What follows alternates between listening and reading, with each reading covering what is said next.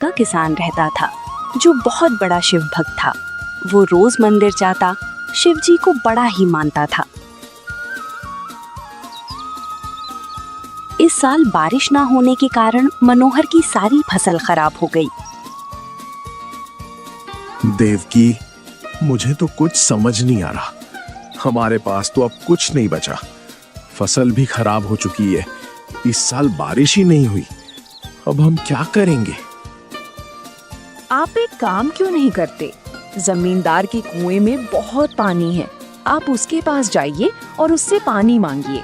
उनका और हमारा खेत आसपास ही है। हमारे खेत को अगर पानी मिल गया तो सब ठीक हो जाएगा। देवकी, तुम तो जमींदार को जानती हो। तुम्हें लगता है वो हमें पानी देगा? बिल्कुल भी नहीं। यहाँ बैठकर सोचने से कुछ नहीं होगा। मांग कर तो देखिए, हो सकता है पानी देने के लिए हाँ कर दे। आप जाएंगे नहीं तो पता कैसे चलेगा? ठीक है देवकी, तुम कहती हो तो मैं बात करके देखता हूँ।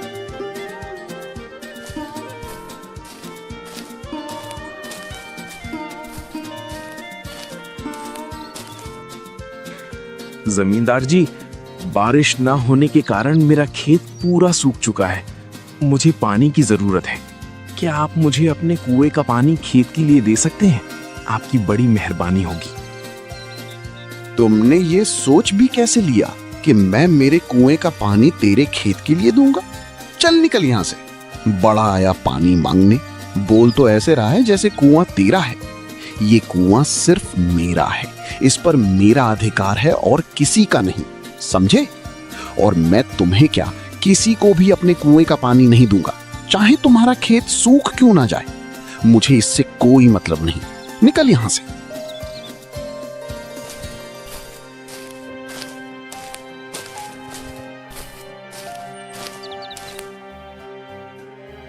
क्या हुआ जी? जमींदार ने क्या कहा? वही देवकी जो मुझे लगा था। मैंने तो तुमसे पहले ही बोला था कि वो नहीं मानने वाले। अब हम क्या करेंगे? एक तो घर में भी अनाज खत्म होने को आया है। कुछ दिनों का गुजारा ही हो पाएगा, फिर हम क्या करेंगे? आप कहीं कुछ काम क्यों नहीं देख लेते? ठीक है, मैं देखता हूँ अगर कहीं कोई काम मिल जाए। मनोहर गांव में काम ढूंढने जाता है, लेकिन उसे कहीं पर भी काम नहीं मिलता। मनोहर निराश होकर घर लौट आता है। कुछ दिन ऐसे ही बीत जाते हैं और घर में अनाज खत्म हो जाता है। मनोहर और देवकी दोनों चिंता में पड़ जाते हैं। सुनिए जी, आज तो खाने को कुछ भी नहीं है। थोड़ा सा चावल बचा था, वो मैंने मुन्नी को दे दिया है। आज हमें भूखा ही सोना पड़ेगा। और ऐसा कब तक चलेगा जी? हम तो भूखा रह लेंगे, लेकिन अपनी छोटी सी बच्ची को भूखा कैसे रखेंगे? आपको कुछ ना कुछ करना ही पड़ेगा। क्या करूं देवकी, मेरी तो किस्मत ही खराब है। मैं हर तरह की कोशिश करके देख चुका हूं, कहीं कोई काम ही नहीं मिल रहा। इस साल तो फसल भी नहीं बची। पता नहीं अब कैसे गुजारा होगा।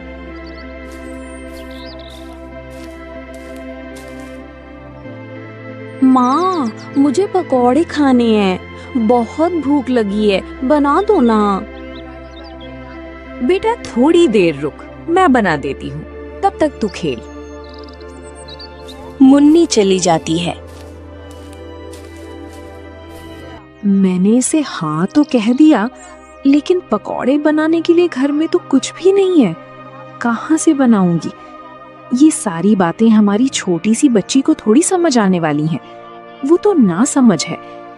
आप एक काम करिए, जंगल जाकर लकड़ियां ले आइए और आप उन्हें बेच आइए। थोड़े पैसे मिल जाएंगे तो आते समय सामान लेकर आइएगा। ठीक है देवकी, मैं जाता हूँ। मनोहर दिन भर लकड़ियां बेचता है तो उसे थोड़े बहुत पैसे मिल जाते हैं। उन पैसों का वो सामान ले लेता है और अपने घर की ओर निकल पड़ता है।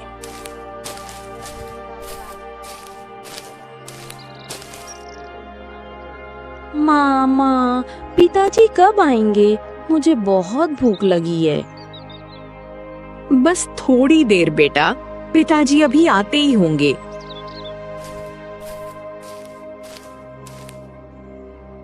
माँ, अम्मा, देखो देखो, पिताजी आ गए। देवकी, मैं सामान लेकर आया हूँ और जो मुन्नी कहती है उसे बना कर दे दो। देवकी खाना बनाती है, सब खाना खा लेते हैं। 2-3 दिन ऐसे ही गुजर जाते हैं। अब मनोहर की लकड़ियां बिकनी कम हो जाती हैं। एक दिन तो ऐसा आता है कि मनोहर की लकड़ियां बहुत कम बिकती हैं। उसे ना के बराबर पैसे मिलते हैं। वो बहुत परेशान हो जाता है।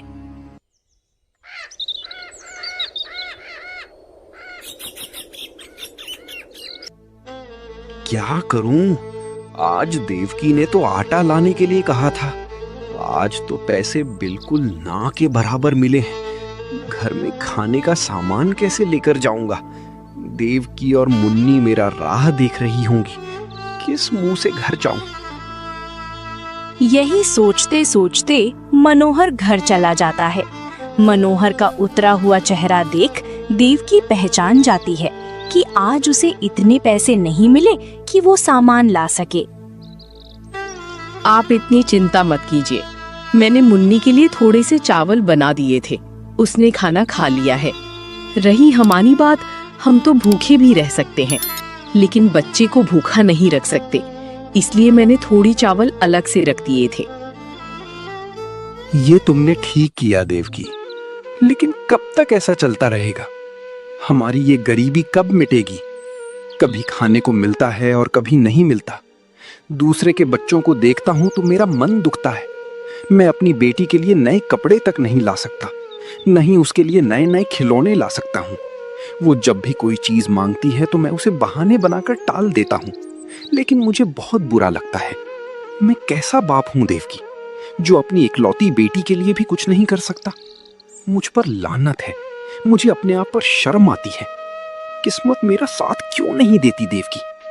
आज मैं पैसे नहीं ला पाया तो तुम्हें मेरी वजह से भूखा सोना पड़ेगा। आप इतनी चिंता क्यों करते हो?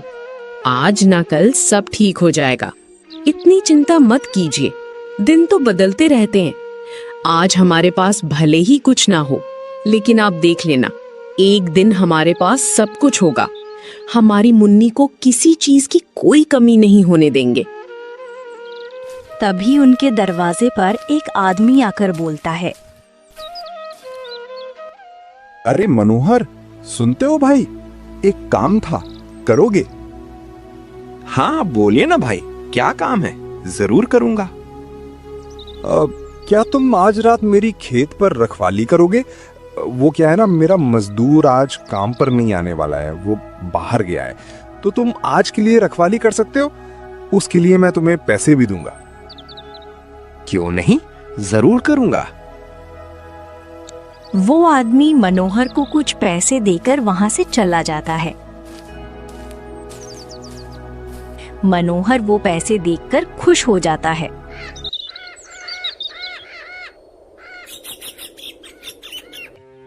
ये तो बहुत अच्छा हुआ, हमें इस वक्त पैसों की बहुत ज्यादा जरूरत थी।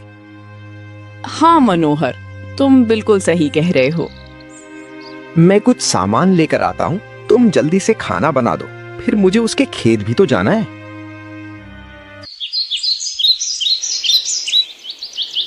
रात के समय वो उस आदमी के खेत में चला जाता है, जहां वो फसल की रखवाली करता है।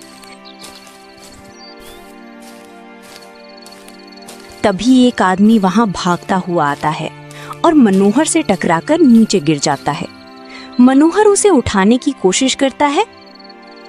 तभी एक सेठ वहां पर आ जाता है। बहुत बढ़िया भाई, जो तुमने इसे पकड़ लिया। ये मेरे सोने के सिक्के लेकर भाग रहा था, ये चोर है। अच्छा हुआ जो तुम यहाँ पर थे और तुमने इसे पकड़ लिया, नहीं तो मैं तो आज लुट ही जाता। माफ कर दो साहब, मैं आइंदा ऐसा नहीं करूंगा। इस बार जाने दो, माफ कर दो। तुझे माफ कर दूं? बिल्कुल भी नहीं। तूने तो आज मुझे बर्बाद करने की सोची थी और मैं तुझे माफ कर दूं? सुनो भाइयों, ले जाओ इसको और पुलिस के हवाले कर दो। ये लो मनोहर, इसमें से कुछ सिक्के तुम रख लो, ये तुम्हारा इनाम है। मनोहर को भी उन सिक्कों की बहुत जरूरत थी, इसलिए मनोहर खुशी खुशी वो सिक्के रख लेता है। वो आदमी वहां से चला जाता है। ये तो बहुत अच्छा हुआ कि मुझे ये सिक्के मिल गए। मुझे इन सिक्कों की बहुत ज्यादा जरूरत थी। इन सिक्कों से मैं कुछ ना कुछ करके अपने घर का गुजारा कर ही लूंगा।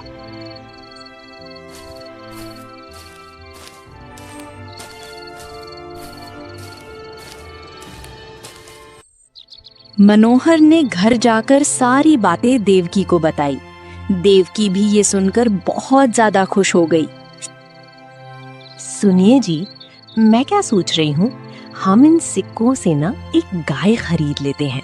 अगर हमारे पास गाय आ गई तो हम उसका दूध बेचकर और पैसे कमा सकेंगे और हमें इसी तरह रोजगार भी मिल जाएगा। फिर हमें धन की तंगी नहीं आएगी, हमारे पास रोज पैसे आएंगे। और हमारे गांव में एक ही तो दूध वाला है, वो भी कभी आता है तो कभी नहीं आता। गांव के लोगों को दूध ही नहीं मिल पाता क्योंकि हमारे गांव में बहुत ही कम लोगों के पास गायें हैं। तो मुझे लगता है हमें दूध का ही व्यापार करना सही रहेगा। तुम ठीक कहती हो देवकी, मैं कल ही जाकर गाय खरीद कर लाता हूँ।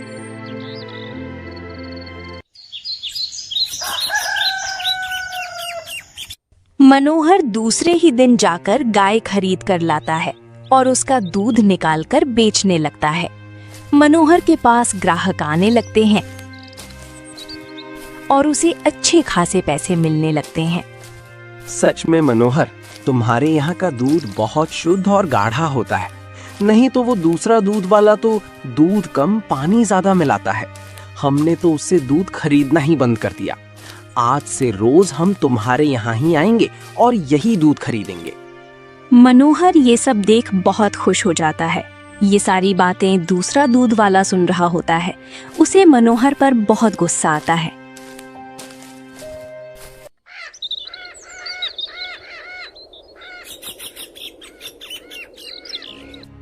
इस मनोहर की वजह से मेरे सारे ग्राहक मुझे छोड़कर इससे दूध ले रहे हैं और इसकी कमाई भी बढ़ती जा रही है। अगर इसका धंधा ऐसे ही चला रहा तो मैं तो बर्बाद हो जाऊंगा। कोई मुझसे दूध नहीं खरीदेगा। और ये बेवकूफ कहीं का, क्या जरूरत है लोगों को शुद्ध दूध देने की? इसके शुद्ध दूध की वजह से ही लोगों ने मुझसे दूध खरीदना बंद कर दिया है। मुझे इसका कुछ ना कुछ करना पड़ेगा। कुछ दिन ऐसे ही बीत जाते हैं। एक दिन मनोहर दूध बेचने के लिए खड़ा ही होता है, तभी एक कुत्ता भागता हुआ आता है और दूध की कैन नीचे गिरा देता है और सारा दूध नीचे गिर जाता है। मनोहर को बहुत ज्यादा दुख होता है। उसका नुकसान हो जाता है। दुखी मन से घर जाता है और देवकी को सारी बातें बताता है।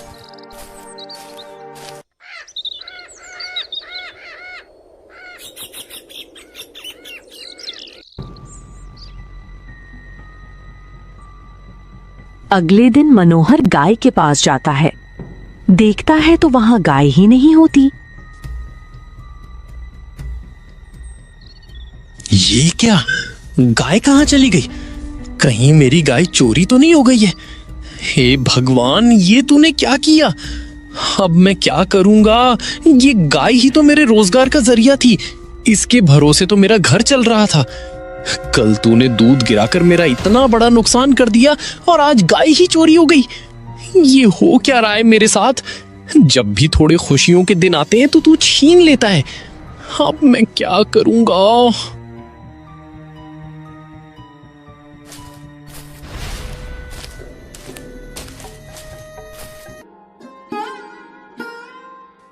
ये आप क्या कह रहे हैं जी? इतना बड़ा नुकसान, ये क्या हो गया? अब हमारा क्या होगा? कुछ नहीं देवकी, हमारा नसीब ही खराब है। ऊपर वाले ने मेरी भक्ति का मुझे ये सिला दिया है। मैंने उसकी बहुत भक्ति की है ना, और करता भी हूं। शायद ये उसी की सजा है। जो भी उसकी भक्ति करता है वो उसे सजा देते हैं। जैसे मुझे दे रहे हैं। मुझे थोड़ी सी खुशी मिली थी, वो भी उनसे देखी नहीं गई, मुझसे छीन ली। जब भी कुछ करने जाऊं सब उल्टा होता है। आप ऐसी हिम्मत हार जाएंगे तो हमारा क्या होगा? हम तो आपके ही सहारे हैं ना। हिम्मत रखिए, एक ना एक दिन सब कुछ ठीक जरूर होगा।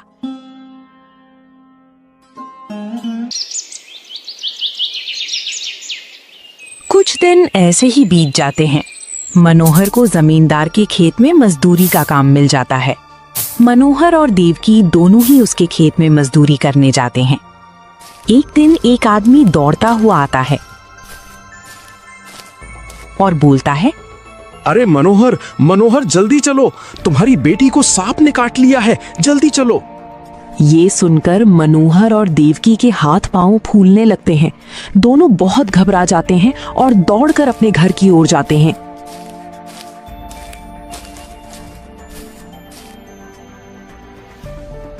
अरे जल्दी से वैद्य जी को बुलाकर लेकर आओ, नहीं तो पता नहीं क्या होगा। जल्दी जाओ, नहीं तो ये बच्ची नहीं बच पाएगी। मनोहर दौड़ता हुआ वैद्य जी के पास जाता है, लेकिन वैद्य जी वहां नहीं होते और जोर की बारिश होने लगती है। अब मैं क्या करूं? वैद्य जी तो यहाँ नहीं है। मुझे दूसरे गांव जाना होगा, मुझे जल्दी करनी होगी, नहीं तो मैं मेरी बच्ची को खो दूंगा। आज अगर मेरी बच्ची को कुछ हुआ तो आज के बाद मैं ईश्वर को मानना ही छोड़ दूंगा। बहुत हो चुका, मैं जितना सहन कर रहा हूँ उतना ही ईश्वर मुझे तकलीफ दिए जा रहे हैं। मेरी मुसीबत कम होने का नाम ही नहीं ले रही। आज के बाद मैं ईश्वर को मानना ही छोड़ दूंगा। मनोहर बारिश में ही दौड़ता हुआ दूसरे गांव की ओर बढ़ जाता है। नदी पार करते समय मनोहर का पैर फिसल जाता है और वो नदी के बहाव में आ जाता है। तभी एक बाबा जाकर उसे बचाते हैं। अरे बेटा, तुम ठीक तो हो? तुम्हें कहीं चोट तो नहीं लगी? मनोहर जोर जोर से रोने लगता है। क्या हुआ बेटे, बहुत परेशान हो? आपने मुझे क्यों बचाया बाबा? मैं मर जाता तो ही अच्छा था। मेरी बेटी जिंदगी और मौत के बीच जूझ रही है, उसके लिए मुझे एक वैद्य नहीं मिल पा रहा। बाबा, ईश्वर इतने कठोर कैसे हो सकते हैं कि अपने भक्तों को इतना दुख देते हैं? उनको अपने भक्तों का दुख, उनकी पीड़ा दिखाई नहीं देती। ये कैसा ईश्वर है? मुझे तो अपने आप पर शर्म आ रही है कि मैं ऐसे ईश्वर की भक्ति करता रहा जिसने सिर्फ मुझे आज तक दुख ही दुख दिया है। जब भी मुझे कोई सुख मिलता है उसे देखा नहीं जाता, वो मुझसे छीन लिया जाता है। आज तो उसने हद ही कर दी। आज उसने मेरी बेटी की जान पर बनाई है। पता नहीं मेरी बच्ची जिंदा होगी भी या नहीं। और तो और उसने मेरी भी जान लेनी चाहिए। उसने एक बार भी मेरे परिवार के बारे में नहीं सोचा। मैं आज से ईश्वर का त्याग करता हूं। आज के बाद मैं कभी भी ईश्वर पर भरोसा नहीं करूंगा, क्योंकि वो भरोसे लायक है ही नहीं। उसने बार बार मेरा भरोसा तोड़ा है। अब नहीं, बहुत हो चुका। तुम्हारी सोच गलत है बेटा। तुमने ईश्वर को समझा ही नहीं। ईश्वर कभी भी अपने भक्तों का बुरा नहीं करते। जब भी कुछ बुरा होने वाला होता है, वो अपने भक्तों की रक्षा करने आते हैं और उन्हें बचाते हैं, जैसे आज तुम्हें बचाया है। ये आप क्या कह रहे हैं बाबा? आप जैसा कह रहे हो वैसा कुछ नहीं है। ईश्वर है ही नहीं। अगर होते तो ये सब कुछ नहीं होता। मैं तुम्हें समझता हूं। मेरी बात ध्यान से सुनो, तब तुम्हें सब समझ में आ जाएगा। तुम्हें तुम्हारे हर सवाल का उत्तर मिल जाएगा। जब तुम्हारे घर में खाने को एक दाना तक नहीं था, तब तुम्हारे यहाँ पैसे देकर खेत की रखवाली करने के लिए जो आया था, वो कोई और नहीं, ईश्वर ही था, ताकि उन पैसों से तुम्हारे घर का गुजारा हो सके। ये सब ईश्वर की ही माया थी कि तुम उसी दिन खेत में रखवाली करने गए और उसी दिन तुम्हारे हाथों अनजाने में एक चोर पकड़ा गया, जिसके इनाम स्वरूप तुम्हें कुछ सिक्के मिल गए। वो देने वाला भी ईश्वर ही था। उन सिक्कों से तुमने व्यापार शुरू किया और तुम्हारा घर बड़े आराम से चलने लगा। ये सब ईश्वर ने ही किया था। और मेरा जो इतना बड़ा नुकसान हो गया, ये भी ईश्वर ने ही किया था। बोलिए ना बाबा। तुम दूध बेचने लगे थे, तुम्हारी अच्छी कमाई होने लगी थी। ये बात देखकर दूसरा दूध वाला तुमसे जलने लगा और उसने जानबूझकर तुम्हारे दूध में जहर मिला दिया। अब तुम ही सोचो, अगर जहर मिलाया हुआ दूध तुम लोगों को बेच देते तो कई लोगों की जान चली जाती और सारा इल्जाम तुम पर आ जाता। ईश्वर ने तुम्हें इन सब से बचाया है, तुम्हारा नुकसान नहीं किया, बल्कि तुम्हें बहुत बड़ी मुसीबत से बचाया है। तुमने उसकी भक्ति बहुत की है और वो भी दिल से की है, इसलिए तुम बच पाए, नहीं तो आज तो अनर्थ हो जाता। आज तुम्हारी भक्ति ने ही तुम्हें बचाया है, नहीं तो नदी में गिरकर तुम्हारी जान चली जाती। आज अगर तुम जिंदा हो तो इस ईश्वर की वजह से जिंदा हो। और तुम अपनी बेटी के बारे में चिंता मत करो, ईश्वर ने तुम्हारी वो चिंता भी मिटा दी है। आज तुम्हारी बेटी तुमसे छिन जाती, लेकिन ईश्वर ने साक्षात जाकर उसे बचाया है। तुम यहाँ से अपने घर जाओ, तुम अपनी बेटी को स्वस्थ पाओगे। उसे कुछ नहीं हुआ है, वो बिल्कुल ठीक है। ये सब ईश्वर ने ही किया है और तुम उन्हें धन्यवाद देने की बजाय बुराई कर रहे हो। माफ करना बाबा, पता नहीं मुझे क्या हो गया था। मैं ईश्वर पर भरोसा खो बैठा था, मुझसे गलती हो गई, मुझे माफ कर दीजिए। बेटा, ईश्वर परीक्षा बहुत लेते हैं, लेकिन उस परीक्षा में भी वो कहीं ना कहीं हमारे साथ ही होते हैं। कई बार पिछले जन्म के कर्म होते हैं जो हमें इस जन्म में भुगतने पड़ते हैं। हमें उन परीक्षाओं का सामना डटकर करना चाहिए, ना कि हिम्मत हार कर। वैसे मैं तुम्हें बता दूं कि तुम्हारी परीक्षा यहीं समाप्त होती है। इसके बाद तुम्हारा भविष्य उज्जवल ही उज्जवल है। अब तुम्हें किसी मुसीबत का सामना नहीं पड़ेगा। तुम्हारे दुख भरे दिन यहीं समाप्त होते हैं। आज के बाद तुम जो भी काम करोगे, तुम्हें उसमें सफलता प्राप्त होनी ही होनी है। तुम्हें वो सब कुछ मिलेगा जो तुम चाहते हो। जाओ बेटा, घर जाओ, तुम्हारा परिवार तुम्हारी राह देख रहा होगा। ये सब सुन मनोहर बहुत खुश हो जाता है और दौड़ते हुए अपने घर जाता है। घर जाकर देखता है तो उसकी बेटी ठीक होती है। वो अपनी बेटी को देखकर चौंक जाता है और देवकी से पूछता है, देवकी, इसे तो सांप ने काटा था ना, फिर इसका इलाज किसने किया? ये तो बिल्कुल स्वस्थ दिख रही है, ये कैसे हुआ? हमारे गांव में वैद्य जी थे ना, वही आए थे, उन्होंने ही इसका इलाज किया है। और देखिए ना, पता नहीं कैसे चमत्कारी जड़ी बूटी लगी, हमारी बेटी तो बिल्कुल उठ पड़ी। ऐसा लग रहा है जैसे इसे कुछ भी नहीं हुआ था, बिल्कुल स्वस्थ है। ये तो चमत्कार ही हो गया। और आप कहाँ चले गए थे? हम आपको ढूंढ रहे थे, इतनी देर कहाँ लगा दी? मनोहर सोच में पड़ जाता है।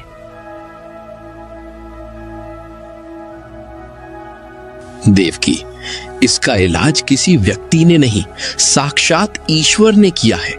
वैद्य जी तो इस गांव में थे ही नहीं। मैं उनके घर गया था, उनकी पत्नी ने कहा कि वो 2-3 दिन के लिए बाहर गए हैं। फिर वो यहाँ कैसे आते? ये इलाज करने वाला ईश्वर ही था। मैं समझ ही नहीं पाया। देवकी, ईश्वर तो हर वक्त हर कदम पर मेरे साथ ही थे। उन्होंने हमें एक नहीं कई मुसीबतों से बचाया है।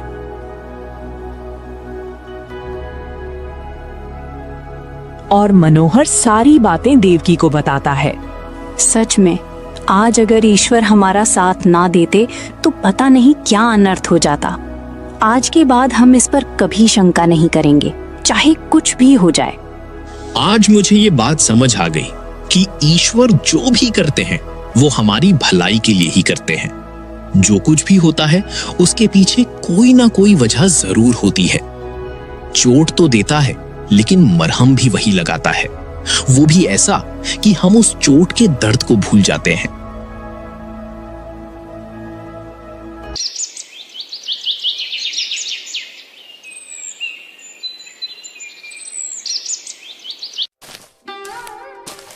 दूसरे दिन दूसरा दूध वाला मनोहर के घर आता है।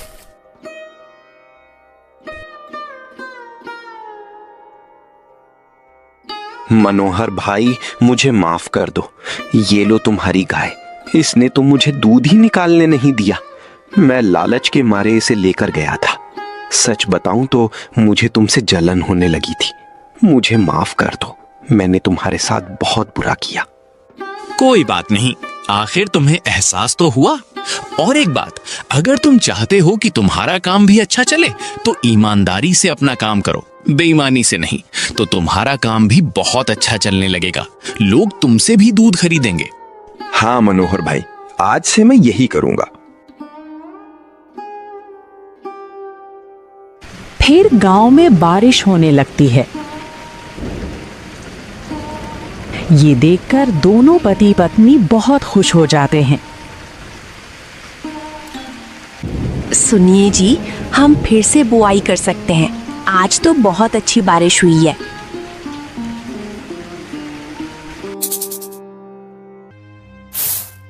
दूसरे दिन मनोहर खेत में जाता है तो काम करते समय उसे अपने खेत में सोने के सिक्कों से भरी एक पोटली मिलती है।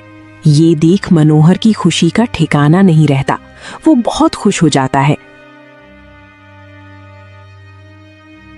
घर जाकर देवकी को दिखाते हुए कहता है, ये देखो देवकी, ये साक्षात ईश्वर का चमत्कार है।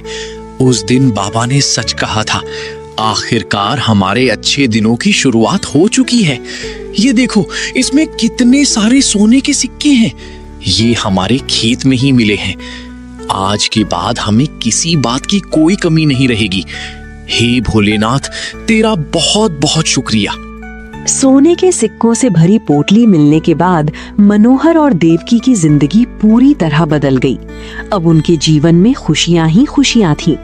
मनोहर को ये बात अच्छी तरह समझ आ चुकी थी कि ईश्वर कभी भी अपने भक्तों का बुरा नहीं करते। कई बार जो घटना हमें बुरी लगती है, वही आगे चलकर हमारे लिए किसी बड़े संकट से बचाव का कारण बनती है। देवकी, अब मुझे पूरी तरह विश्वास हो गया है कि ईश्वर हर परिस्थिति में हमारे साथ रहते हैं। हमें सिर्फ धैर्य और विश्वास बनाए रखना चाहिए। आप बिल्कुल सही कह रहे हैं। कठिन समय में भी हमें विश्वास नहीं खोना चाहिए। ईश्वर देर से सही, लेकिन न्याय जरूर करते हैं। इसके बाद मनोहर और देवकी सुखपूर्वक अपना जीवन बिताने लगे। उनके सभी दुख धीरे धीरे समाप्त हो गए और गांव में भी उनका सम्मान बढ़ गया। अब वे पहले से